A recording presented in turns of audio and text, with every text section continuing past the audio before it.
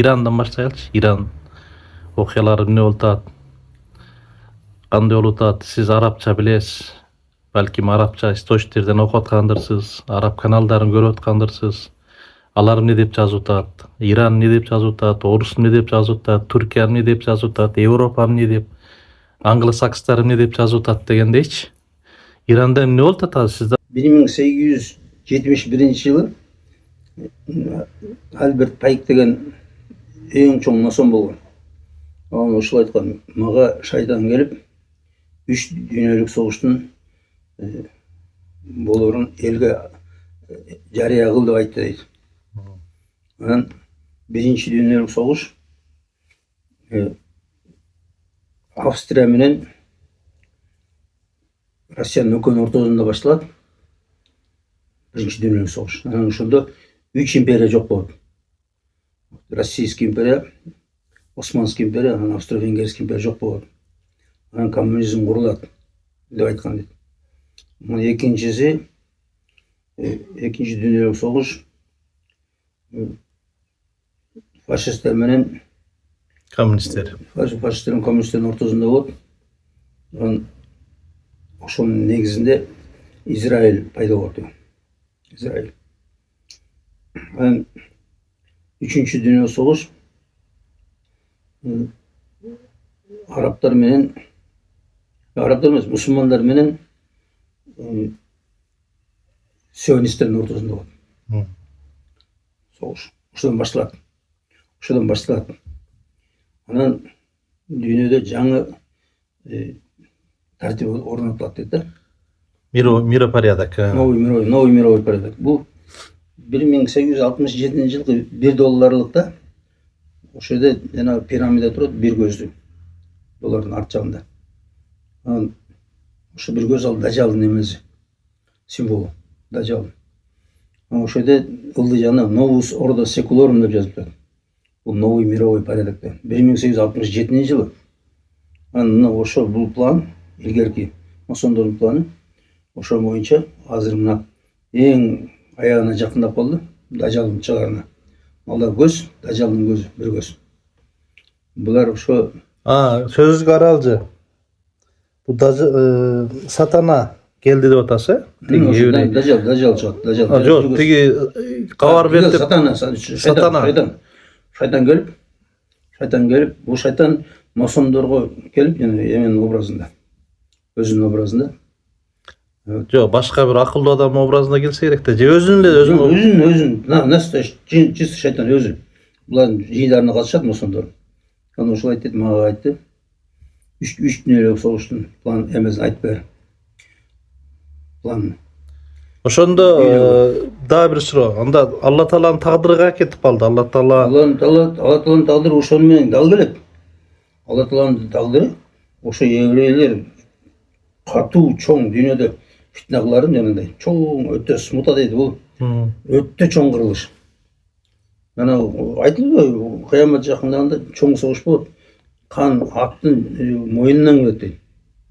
Ошо жанагы бирок анда жанагы ат менен согуш болот да, кылыч жаалар менен. Демек муну азыр цивилизация бир талкаланабы?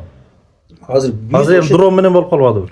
Ошонун бүт талкаланы эметип анан ошо кан аттын жалынан келет дегени, ал образын айтылып атты.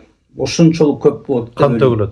Кан көп төгүлөт. Жана Ефрат кургайт, Ефрат ошо жерде болот.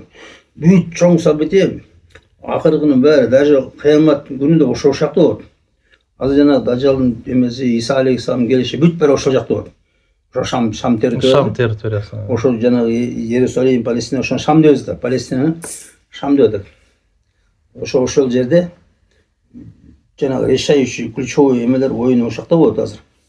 Дагы бир маселе. Ошондо мына Кытай дүйнөсү миллиард Кытай, миллиард индустар турат.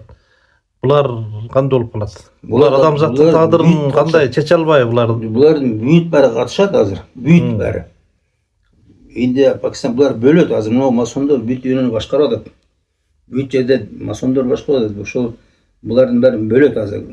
Бөлүнүп атпайбы? Мына Иран, Россия, Кытай деп атпайбы? Группа. Буякта Пакистан, буягына Индия, Группа BRICS, G7 G7. bölüp atпайбы, акыркы убакта көрүп атпайбы, бүт бөлүнүп атат. Ошонун баары чоң дүйнөлүк согуштун планында. Ошолор алар айтмайынча жанагы Россия Украина согуш бүтпөйт. Ал да ошолордун планы менен болот башталыш. Ошондо азыр Трамп бул сионисттердин долбоору да. Трамп да эменин бири, ошо жанагы пландын бирөө. Трамптын жанагындай шайланышы, экинчи жолу шайланышы да планда бар болчу. Анан Трамп боюнча биз Трамп жанагы ЛГБТ пропагандалоого көп каражат келчү да Америкадан. Ошону кыскартты, анан кичине традициялык коомго кайталы деп ошону айтмыш болду. Путин деле ошону айтмыш болду. Биз жанагы ЛГБТны азайтабыз, биз ага каршыбыз деп идеологиясычы. Анан идеологиясы Путин менен Трамптык ошол жеринен окшошту да. Анан бирок булар кайра бөлүп алабыз деп атпайбы. Атеги Трампова болсо ал жөн эле сделка деп коет экен. Согуш буга бүт эле сделка экен да. Акча менен элестетип коет экен ал. Мен Украинага мынча берсем көнбөй койду депчи, мындай кызыктай да. Ошо бүт оюн кылат да. Бизге мына адамдарга түшүнүксүз оюндар жазат, бирок акыры аябай жаман. Булардын планы боюнча 95% эл жок болушу дүйнөдө. Азыр мына Украина боюнча дагы улап коелучу. Азыр мен Грузияда окуп келген бир жигит бар, кыргыз жигит. Грузинче судай сүйлөйт. Анан англисчеси да жакшы. Бул ошо источниктерди окуй алат да. Түркче жакшы билет, түрк источниктеринде окуп атат. Ошол айтат. Мына грузиндердин да кыйындары Европага кетип калыптыр. А жерге еврейлердин компаниялары кирип алыптыр. Азыр Украинада ошондой болуп атыптыр. Эл өзүнүн Украинанын эли Европага качып кетиптир. Ишканаларды, жана капиталды бүт еврейлер колго алып алыптыр да. Ошондой болуп атыптыр. Анан жана Зеленскийди еврейлер алып келген да. Баягы массо миллиардер. Миллиардер алып келген. Миллиардер жана ким эле? К кеткен миллиардер алып келген. Коломойский. Ошол спонсор болуп, актёрду, болгондо да комик актёрду президент кылды. Мындай драматичный, мындай олуттуу актер болсо да мейли десең болот. Анан комик кудулду президент кылбады. Ошолдо булар бар го. Булар кукланы коюп коет, кукла. Ал только кол коет, анан жана жардамчылары эме түзүп берет доклад. Ошолорду окуйт, анан кол коюм иштет болду. Эч нерсе чечпейт.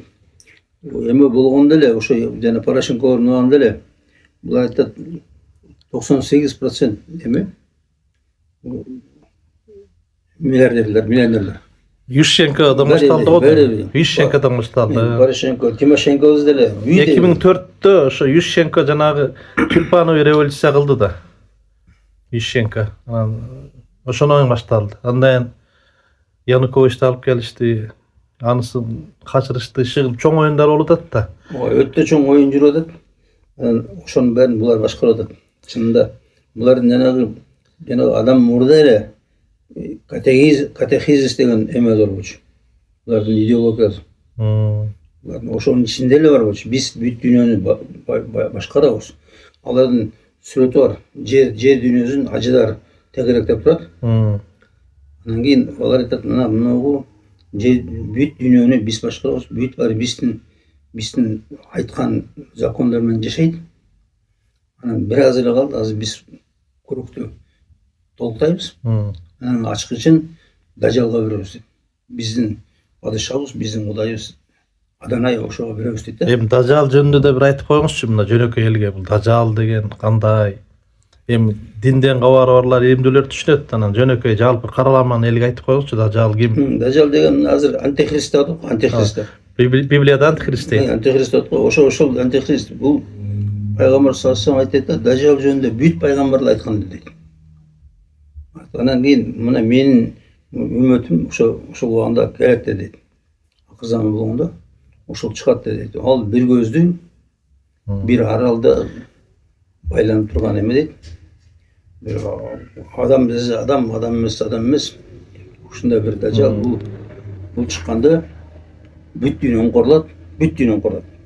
Дажал бизде кирбей койгон жери болбойт дейт Дажал. Ооба. Дажал бүт жерге кирет дейт.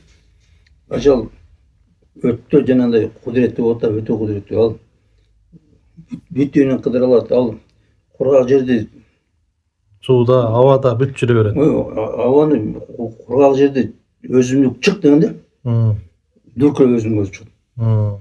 Жамгыр жаа дегенде жамгыр жаат да, ошондой кудурет менен Мен Кудаймын дейт да. жер алтыныңды чыгар дегенде жердин ичинен алтындар чыгат дейт. Мына эми ушул боюнча сиз да эстеп туруңуз. Бул жерде жана даярдыксыз эле анан темасы жок эле бир маектешип болуп атат. Жалпы темасы жок элечи. Ага жолдо сен да айтчы, сен да өзүңчө окуп жүрөсүң, сабак алып.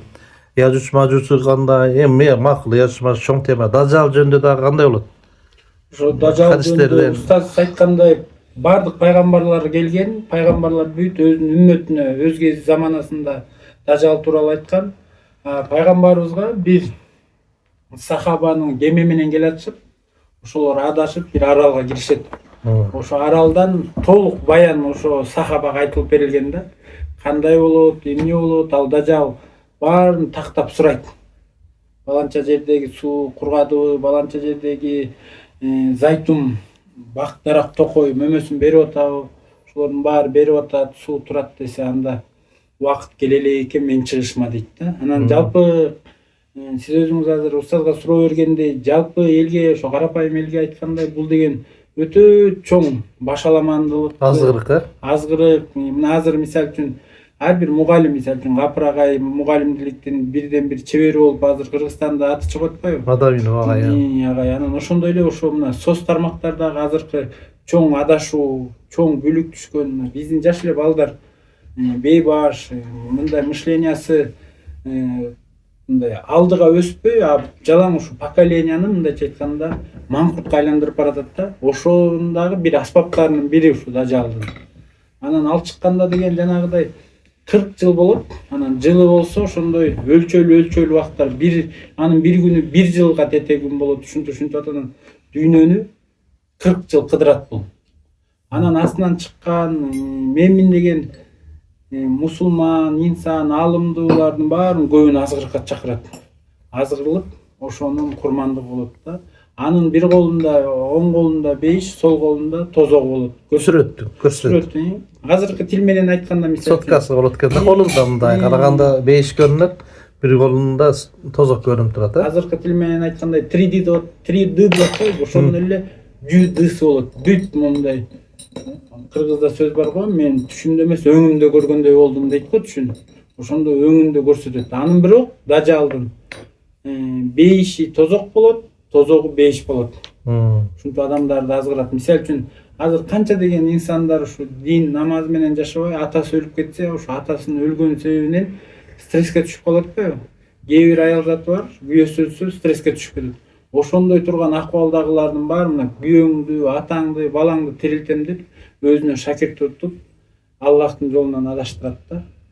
Ошон үчүн ал келген убакытта аябай чоң мусулмандар үчүн чоң сыноо, өтө чоң сыноо. Өтө чоң сыноо болот. Анан ислам динин ушинтип илим алып, билим алып, Аллахтын жолу менен пайгамбарыбыз саллаллаху алейхи вассалам сүннөтү менен жүргөндөргө анын чекесинде кафир деген 3 тамга менен жазуу болот. Жок, ошол сахих хадисби? Ооба, сахих.